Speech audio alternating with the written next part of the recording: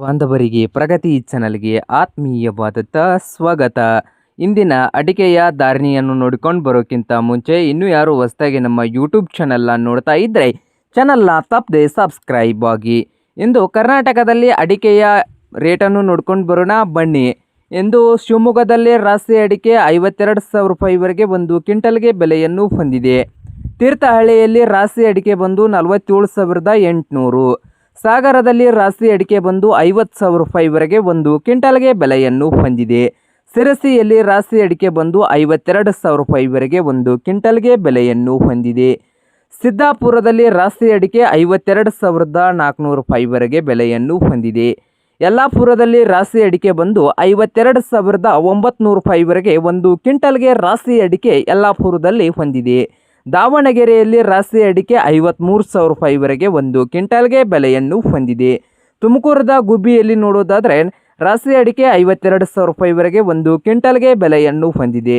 ಹೊಸನಗರದಲ್ಲಿ ರಾಶಿ ಅಡಿಕೆ 53,500 ರೂಪಾಯಿ.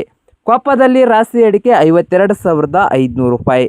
ಶಿಕಾರಿಪುರದಲ್ಲಿ ರಾಶಿ ಅಡಿಕೆ 50,400. KR ಪೇಟೆಯಲ್ಲಿ ರಾಶಿ ಅಡಿಕೆ ಬಂದು 52,000 ರೂಪಾಯಿವರೆಗೆ ಬೆಲೆಯನ್ನು ಹೊಂದಿದೆ. ಚಿತ್ರದುರ್ಗದಲ್ಲಿ ರಾಶಿ ಅಡಿಕೆ 52,500 ರೂಪಾಯಿವರೆಗೆ ಒಂದು ಕ್ವಿಂಟಲ್ಗೆ ಬೆಲೆಯನ್ನು ಹೊಂದಿದೆ.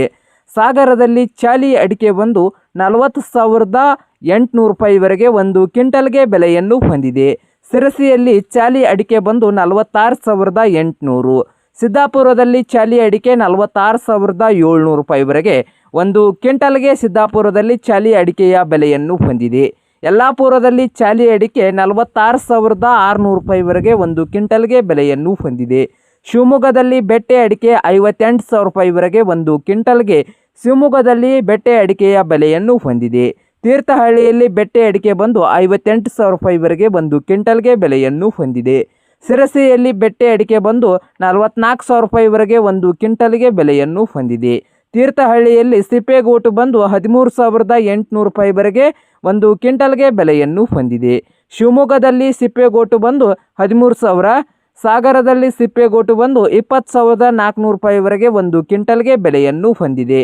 ಯಾವುದಾದರೂ APMCಗಳಲ್ಲಿ 30+ ಮಾರುಕಟ್ಟೆಯಲ್ಲಿ ಕನಿಷ್ಠ ದರವನ್ನು ಪಟ್ಟಿ ಆಗಿದೆ. ಇದು ಹಾಗೆ ಇಂದಿನ ದರಗಳ ಹರಾಜಿನ ಮೇಲೆ ಆಗಮನದ ಪ್ರಮಾಣದ ಆಧಾರದ ಮೇಲೆ ರೇಟು ಬದಲಾವಣೆ ಆಗ್ತಾ ಇರಬಹುದು. ಇಂದಿನ ಅಧಿಕೃತ ಮಾರುಕಟ್ಟೆಯ ದಾಖಲೆಯ ಪ್ರಕಾರ ಇದನ್ನು ರೇಟನ್ನು ಹೇಳಲಾಗಿದೆ.